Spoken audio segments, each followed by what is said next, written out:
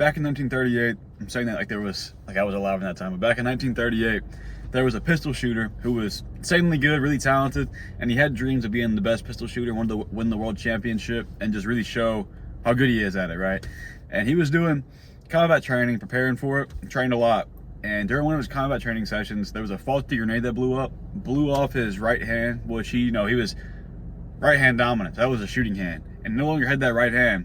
So he had to spend a whole month in the hospital. And you can imagine being in his shoes, how depressing that would be, knowing that your goal just got shattered.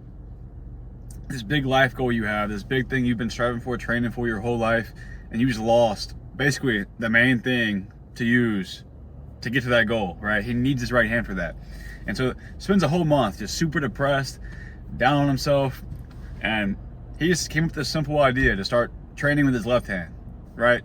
Now, in that situation, most of us, and you've probably been there before, I know I've been there, you probably have this big major goal in your head, huge goal, you've been striving for it for a little bit, and then you have one roadblock come up, and that one roadblock will basically completely steer you off of your progress, and you almost just quit. Maybe not even almost, you probably do just quit from that one roadblock, and most of us don't get past that first mode. You'll stop there and switch gears to something else. But for him, he had this one simple thing, and that's usually all it takes to keep going with the goal, is to have something super simple. It's usually very simple, but just the thought of losing some progress that you made will steer you away and make you quit because you feel like you're taking a step back, which honestly, you usually have to take a step back whenever it comes to goals. Something usually will come up, especially if it's a big goal, and you have to find some new route to take. But anyways, he started training with his left hand every day. He's working on it. And then 1939 comes, and he shows up to this world championship, and everybody there will see him, and they're thinking, like, it's about to be a sympathy party. They see this dude, and they're in their head, they're probably like, man, this guy was a promising talent, and they're expecting him to go there and just bomb. Like, he's missing his right hand, like, right? They think everybody's going to be sympathizing with this guy. But he goes in and wins the world championship with just his left hand. A year later, took him a year of practice, and he made it happen and became the best in the world. And what you can learn from this story is that even if something drastic like that happens, if you put in the work and you don't steer away from that end goal, you just keep that end goal in sight and stick to what you were wanting to from the beginning, you can very much make it happen. The thing that will really turn people away is, again, that step back. You have to take a step back and kind of reorganize your thoughts, figure out where to go from there.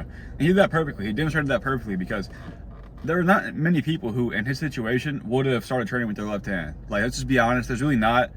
And whenever you can have that mindset towards things, like if something bad happens and you can just kind of just go from there and just keep working towards what you want, even though if it's a major setback, you just ignore it and kind of keep your goal in your sights, you're probably going to succeed, right? It's pretty rare for that situation for somebody not to succeed, I feel like, just because you're putting so much effort into it. Like, at that point, if you already had the knowledge prior, or in his example, he already has all the knowledge prior on how to get better. So it's just going to be quicker whenever it comes to his left hand.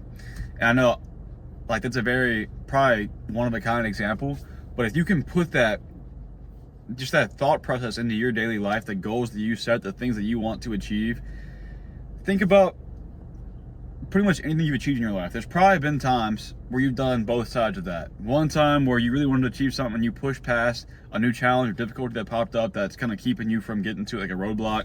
And then another time where that same roadblock turned you away from the whole thing in general and you just quit forever. But if you can keep that in mind with anything you set, realize there's gonna be roadblocks regardless. It might be small, it might be big.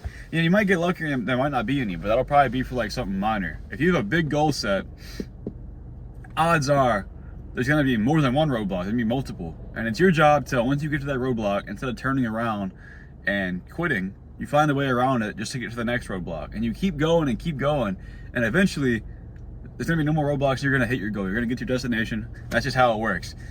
So now, just keep this in mind for the future. It's just that mental resilience. Like, if you want something so bad, you're gonna find a way to make it happen, right? If you lose your right hand, you start training with your left. Just use that, I don't know, what's the word for it? Analogy? That's probably not an analogy, but you know what I mean.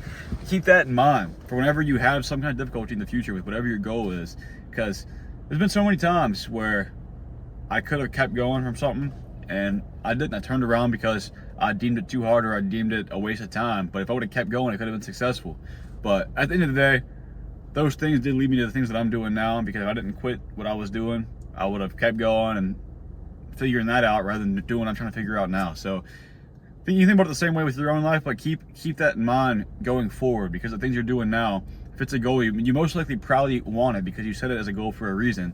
So don't let some roadblock set you back and make you quit. Stick to it, push through, realize the simple thing you can be doing, because the majority of the time, whenever you reach these roadblocks, there's something super simple you can be doing to fix it, change it, and you're probably either one of two things: either coping and you really don't want to put in the extra work, or two, you just haven't actually taken the time to sit there and think about what you could be doing differently, and you're just very set in your ways of, no, this is the proper way to do it, I have to do it this way, even though you can't anymore. So you might as well just think differently and figure out a way around it to begin with. But kind of ranting now, but keep this guy in mind. You can look him up.